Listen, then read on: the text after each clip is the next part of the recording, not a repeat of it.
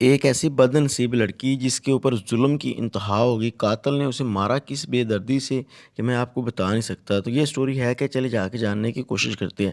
ناظرین گرامی، میں بات کر رہا ہوں جشا ایکولا نام کی لڑکی کے بارے میں۔ کیرلا کی راجدھانی کم پڑی میں اس کی رہائش تھی، جو کہ ایک گاؤں تھا۔ ناظرین، اس کا گھر گاؤں میں نہیں تھا، بلکہ اس کے گھر سرکاری زمین کے اوپر تھا اور ایک چھوٹی سی جھونپڑی تھی۔ تو جو گاؤں والے لوگ تھے ان کو وہاں سے بھی اٹھاتے تھے، اس لیے ان لوگوں نے واش روم نہیں بنایا ہوا تھا، وہاں پہ پردے لٹکائے ہوئے تھے۔ تو یہ جشا اور اس کی ماں، یہ دونوں اسی گھر میں رہتے ہیں۔ ماں کا نام ہوتا ہے جمیشوری وری۔ ناظرین گرامی، جو جشا ہوتی ہے وہ کالج جاتی ہے اور کالج جانے کے بعد 1:30-2 بجے واپس گھر آ جاتی ہے، لیکن جو اس کی ماں ہوتی ہے وہ ڈاکٹری کا کام کرتی ہے، ہاسپٹل میں لگی ہوتی ہے صفائی وغیرہ کرنے کے لیے، تو وہ شام 5 سے 6 بجے گھر آتی ہے۔ ایسے ہی ایک دن ماں شام 5 بجے گھر آئی تو ان کے گھر بجلی تو لگی نہیں ہوئی تھی، بیچارے سرکاری زمین کے اوپر گزارا کر رہے تھے، تو ماں اندھیرے کی وجہ سے کچھ دیکھ نہیں سکی۔ اس نے اپنے موبائل کی لائٹ آن کری، سامنے اس نے اپنی بیٹی کی حالت دیکھی۔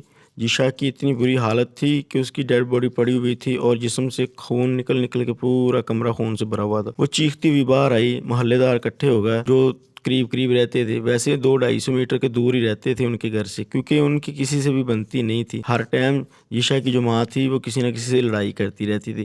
یوں ناظرین گرامی، ہمسائے پھر بھی اکٹھے ہوئے تو ان لوگوں نے بتایا کہ کیا ہوا ہے، تو جشا کی ماں نے بولا کہ اندر جا کے دیکھیں میری بیٹی کے ساتھ کیا ہو گیا۔ لوگ اندر جا کے دیکھتے ہیں، اس کے سارے کپڑے اترے ہوتے ہیں اور وہ بری حالت میں لیٹی ہوتی ہے، مر چکی ہوتی ہے۔ ناظرین گرامی، اس کا دیکھ کے نظر آ رہا ہوتا ہے کہ اس کے اوپر بڑا ہی ظلم ہوا۔ تو اب پولیس کو کوئی فون کر دیتا، پولیس آتی ہے، پولیس آ کے سارا وقوع دیکھنے کے بعد ڈیڈ باڈی کو اٹھاتی ہے، جشا کو ہاسپٹل بھیج دیتی پوسٹ مارٹم رپورٹ کے لیے۔ لیکن ناظرین گرامی، یہ پولیس والے تھے یہ کوئی خاص توجہ نہیں دے رہے تھے کیس کے اوپر۔ دیکھیں، ڈاکٹر نے بنانا تھا پوسٹ مارٹم رپورٹ، تو ایک پولیس والے کو کال ہونا لازمی تھا، لیکن وہ پاس نہیں تھا۔ تو ناظرین گرامی، یوں ڈاکٹر نے رپورٹ بنائی، رپورٹ بنانے کے بعد پتہ چلا کہ اس لڑکی کے ساتھ 17 بار چاقو سے وار کیا گیا، تیز دھار کسی چاقو سے اس کے سینے اور پیٹ کے اوپر، اور اس کے ساتھ زنا بھی کیا گیا۔ تو ناظرین، بات کرنے کا مقصد ہے کہ اس نے آخری دفعہ اس درندے سے پانی مانگا کہ مجھے پانی پلا دو، لیکن وہ تھا شرابی، ایک شراب کی بوتل ساتھ لے کے آیا تھا، ایک پی کے آیا تھا، تو اس نے بجائے پانی پلانے کے جشا کو شراب ہی اس کے منہ پہ لگا دی۔ یوں ناظرین گرامی، جشا جو ہوتی ہے وہ وہاں پہ دم توڑ دیتی ہے۔ تو ایسے ہی یہ سارا کچھ لکھا جاتا ہے پوسٹ مارٹم رپورٹ میں۔ پولیس آتی ہے، آ کے دیکھنا شروع کرتی ہے، پولیس ان کے گھر دوبارہ آتی ہے، آ کے اس کی ماں سے پوچھ گچھ کرتی ہے کہ آپ لوگوں کی کسی سے دشمنی، کوئی اس طرح کا مسئلہ ہو؟ تو اس کی ماں کہتی ہے کہ نہیں، ہماری کسی سے دشمنی تو نہیں ہے، لیکن یہاں پہ ایک گھر ہے جس کا یہ بیٹا میری بیٹی کے خلاف تھا اور اس کی ماں بھی میرے خلاف تھی، وہ تھوڑا سا ہی دور تھا ان کا گھر تھا۔ تو ناظرین، پولیس وہاں پہ جاتی ہے، پولیس جا کے ان سے پوچھتی کہ ہاں بھی جشا کے قتل میں تمہارا کیا رول ہے؟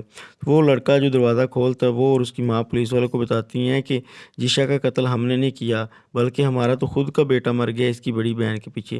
ناظرین، جشا کی ایک بڑی بہن بھی ہوتی ہے جس کے ہاں 2-3 بچے ہوتے ہیں، وہ اپنے سسرال میں ہوتی ہے۔ ناظرین گرامی، وہ لڑکا بتاتا ہے کہ جو اس کی بہن شادی شدہ ہے، میرا بھائی اس سے محبت کرتا تھا، بڑا بھائی، لیکن اس کی بہن نے انکار کر دیا، پھر وہ اسی صدمے میں رہا اور اس نے خودکشی کر لی، مر گیا۔ تو ہم نے اس کا قتل کیوں کرنا تھا، ہمیں کیوں ضروری تھا کہ اس کا قتل کرنا؟ لیکن وہ ماں اور بیٹا سمجھتے جشا کو ہی اپنے بیٹے کا قاتل تھے، لیکن ان لوگوں نے قتل نہیں کیا۔ تو پولیس ان کو دیکھتی ہے، دیکھنے کے بعد ناظرین گرامی اس لڑکے کا ڈی این اے ٹیسٹ لیا جاتا ہے، اور وہ جشا کا جو ڈی این اے ٹیسٹ پڑا ہوتا ہے وہ نکلتا ہے اس کے ناخنوں سے، اور اس کے بال بھی وہاں پہ مجرم کے ملے ہوتے ہیں، تو وہ ناخنوں سے ڈی این اے نکالتے ہیں پولیس والے اور بال بھی لے جاتے ہیں۔ تو جب ان بالوں کا اور ماس جو نکلتا ہے ناخنوں سے، ان کا ڈی این اے اس لڑکے کے ساتھ میچ کروایا جاتا ہے، تو میچ نہیں ہوتا، پولیس والے اس کو بھی چھوڑ دیتے ہیں۔ یوں ناظرین گرامی، پولیس والے اہل علاقہ سے پوچھتے ہیں تو ایک عورت سامنے آتی ہے، کہتی میں نے دیکھا جی ان کے گھر کے قریب کوئی 2:30-3 بجے جا رہا تھا، پیلی شرٹ اس نے پہنی ہوئی تھی اور کالی کلر کی چپل پہنی ہوئی تھی۔ پولیس والے کہتے ہیں کہ اگر وہ سامنے آئے تو تم بتا دو گی؟ وہ کہتی ہاں، میرے سامنے آئے تو میں بتا دوں گی۔ ایسے ہی ناظرین گرامی، پولیس والے اور پوچھ رہے ہوتے ہیں کہ ایک باغ میں کچھ لڑکے آم توڑ رہے ہوتے ہیں، تو وہ لڑکے بتاتے ہیں کہ یہاں پہ ہم نے دیکھا تھا اندر ایک لڑکا جاتا ہوا، لیکن جس دن وہ لڑکا اندر گیا اسی دن ہمارا دوست کام چھوڑ کے غائب ہو گیا۔ پولیس والے اسے ڈھونڈتے ہیں، اس کا وہ ڈی این اے ٹیسٹ ملاتے ہیں، لیکن وہ نہیں ملتا۔ تو پولیس والے پریشان ہو جاتے ہیں، پکڑے تو پکڑے کسی سے کا بھی ڈی این اے ٹیسٹ نہیں مل رہا۔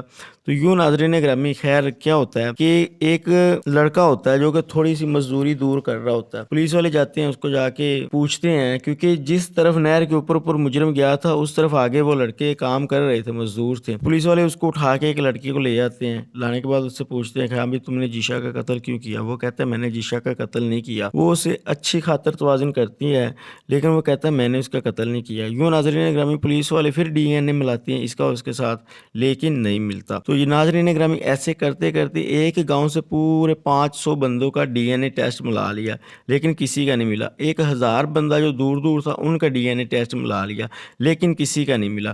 ناظرین گرامی ایسے ہی وہ جو مزدور پکڑا تھا آخری دفعہ جس نے صفائی دی تھی کہ میں نے کچھ نہیں کیا, اس نے بتایا کہ میرا ایک دوست ہے جو ہمارے ساتھ ہی کام کرتا تھا, لیکن 28 اپریل 2016 کو یہ واقعہ ہوا تھا. تو وہ جو لڑکا تھا اس کا دوست جو تھا وہ 29 اپریل 2016 کو کام چھوڑ کے واپس چلا گیا تھا ضلع کیرلا میں اس کی رہائش تھی. تو پولیس والے جو ہوتے ہیں اس سے پوچھتے ہیں کہ ہاں تم بتاؤ اس کا ایڈریس. وہ اس کا موبائل نمبر دیتا ہے, ایڈریس دیتا ہے. پولیس والے اس سے رابطہ کرتے ہیں تو وہ نہیں آتا. اب اور ضلع میں پولیس والوں نے جانا ہے. پولیس والوں کے لیے تو یہ دقت کا کام ہو جاتا ہے. خیر وہ اگلے ضلع والے سے رابطہ کرتے ہیں, گاڑی لیتے ہیں, اس کو پکڑنے کی کوشش کرتے ہیں لیکن وہ وہاں سے فرار ہو چکا ہوتا ہے.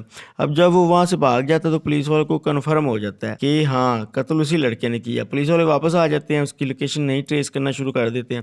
اب جب واپس آتے پھر گاؤں والوں سے پوچھ لیتے ہیں. ایک گاؤں کا بندہ ہوتا ہے وہ کہتا ہے آپ اس ایم این اے سے پوچھ لیں جو ان کے گاؤں کا ایم ایل اے ہے, وہ بھی ان کے خلاف کافی زیادہ تھا. تو پولیس والے اس سے جا کے پوچھتے ہیں, کہتے ہیں اتنا بڑا ایم این اے اس کو گرفتار کیسے کریں گے؟ ویسے اس سے پوچھتے ہیں, وہ کہتے ہیں نہیں ہمارا اس کے قتل کے ساتھ کوئی لین دین نہیں, نہ کہ میرے بیٹے کا. پولیس والے واپس آتے ہیں, جیشا کی ماں سے پوچھتے ہیں. جیشا کی ماں بھی کہتی ہے کہ نہیں اس ایم ایل اے نے ہماری بیٹی کو قتل نہیں کیا ہوگا, بلکہ وہ تو برے وقت میں ہمارا سہارا بنے رہے ہیں, ہمیں خرچہ وغیرہ دیتے تھے. تو پولیس والے اس کو چھوڑ دیتے ہیں. وہ جو بندہ بھاگا ہوا تھا پولیس والوں کے پاس اگر وہ آئے تو بات کلیئر ہو. تو خیر پولیس والے اسے ٹریستے رہتے ہیں, کہیں پہ بھی وہ نظر نہیں آتا, کہیں پہ بھی وہ پکڑا نہیں جاتا. لیکن ایک دن پولیس والوں کو ایک جگہ کی لوکیشن ملتی ہے کہ تم وہاں پہ چلے جاؤ. تو پولیس والے وہاں پہ جاتے ہیں, اس لڑکے کو پکڑ لیتے ہیں. اس لڑکے کا نام ہوتا ہے امیر اسلام. ناظرین گرامی پولیس والے اسے پکڑتے ہیں, دوسرے ضلع سے پکڑ کے اپنے ضلع میں لے کے آتے ہیں. لانے کے بعد پولیس والے اس سے پوچھتے ہیں ہاں بھائی بتا تو نے جیشا کا قتل کیوں کیا؟ وہ کہتے ہیں میں نے تو جیشا کا قتل نہیں کیا, میں تو اسے جانتا بھی نہیں ہوں, تو میں نے اس کا قتل کیوں کرنا ہے؟ تو پولیس والے جو ہوتے ہیں وہ کہتے ہیں ٹھیک ہے اس کے ڈی این اے ٹیسٹ ملاؤ. ڈی این اے ملاتے ہیں, اس بالوں سے نکلے ہوئے ڈی این اے سے اور ناخنوں سے نکلے ہوئے ڈی این اے سے, تو وہ میچ کر جاتا ہے. پولیس والے کہتے ہیں کہ دیکھو یہ تمہارا ڈی این اے بھی میچ کر رہا ہے, تو جھوٹ بولنے کی ضرورت نہیں, ہمیں سچ سچ بتا دو. لیکن وہ نہیں مانتا. پولیس والے رات پھر اس کے اوپر ایک دیہڑی لگاتے ہیں, صبح اٹھ کے وہ مان رہا ہوتا ہے سب کچھ طوطے کی طرح. تو پولیس والے بولتے ہیں کہ کیا مسئلہ تھا, کیوں قتل کیا؟ تو وہ سٹوری سناتا ہے جی میں جیشا سے بڑی محبت کرتا تھا, تو میں نے کافی دفعہ جیشا کو بولا بھی کہ میں تم سے محبت کرتا ہوں, لیکن وہ میری بات کو اگنور کر دیتا, اور یہ لڑکا ہے بھی ان کا ہمسایہ ہی تھا. تو کیسی ناظرین گرامی بات ہے, پولیس نے اتنا کانڈ کیا, اتنا تام جام کیا, لیکن ہمسایوں سے نہیں اس نے پوچھا, ہمسایوں سے انویسٹیگیشن نہیں کی, ورنہ پہلے دن ہی ہو جاتی. یوں ناظرین گرامی یہ واقعہ تھا 29 اپریل 2016 کا. تو ناظرین اب آ گیا تھا دسمبر 2017 جب وہ لڑکا پکڑا گیا. اب لڑکا جو ہوتا ہے وہ نہیں مان رہا ہوتا, لیکن پولیس والے جب اسے مناتے ہیں تو مان جاتا ہے. کہتا ہے جی محبت کرتا تھا, کتنی دفعہ اسے بولا, یہ مجھے گھاس ہی نہیں ڈالتی تھی. یوں ناظرین وہ کہتا ہے اس دن میں نے شراب پی ہوئی تھی, میں نے سوچا اس کی ماں نے تو شام کو آنا ہے, مجھے ان کی ساری روٹین کا پتہ تھا کہ گھر میں جیشا اکیلی ہے, تو میں چلا گیا. میں نے جا کے وہاں پہ اس کی بولا کہ تم میرے ساتھ فزیکل ہو, میرے ساتھ جسم کا ریلیشن بناؤ, لیکن وہ نہیں مانی. تو میں نے ایک بوتل تو پہلے پی ہوئی تھی, دوسری بوتل میرے ساتھ تھی اور ایک چاقو تھا میرے ساتھ. میں وہاں پہ چلا گیا تو مجھے ہوس نے میرا دماغ بند کر دیا, مجھے پتہ ہی نہیں چلا. تو پھر میں نے اس کے ساتھ پہلے زنا کرنے کی کوشش کی, لیکن وہ آگے سے مجھ سے لڑتی رہی. اس لیے میں نے زنا کرنے سے پہلے 4-5 دفعہ اس کے پیٹ میں خنجر مار دیا, جس کی وجہ سے وہ نیچے گر گئی. نیچے گرنے کے بعد میں نے اس کے کپڑے اتارے, اس سے زنا وغیرہ کیا. سب کچھ کرنے کے بعد تو وہ مزید شور نہ ڈالیں یا کسی کو بتا نہ دے کہ میں تھا, اس لیے میں نے اسے اور خنجر مار کے میں نے اسے قتل کر دیا اور پھر میں چلا گیا. کیوں ناظرین گرامی یہ سٹوری تو کلیئر ہوگی, مجرم پکڑا گیا. اب مجرم کے اوپر کافی زیادہ دھاریں لگتی ہیں, جس میں 302 لگتی ہے, 376 لگتی ہے, اور اس طرح کی 324 بھی لگتی ہے, اور اس طرح کی 2-3 اور دفعہ لگتی ہے.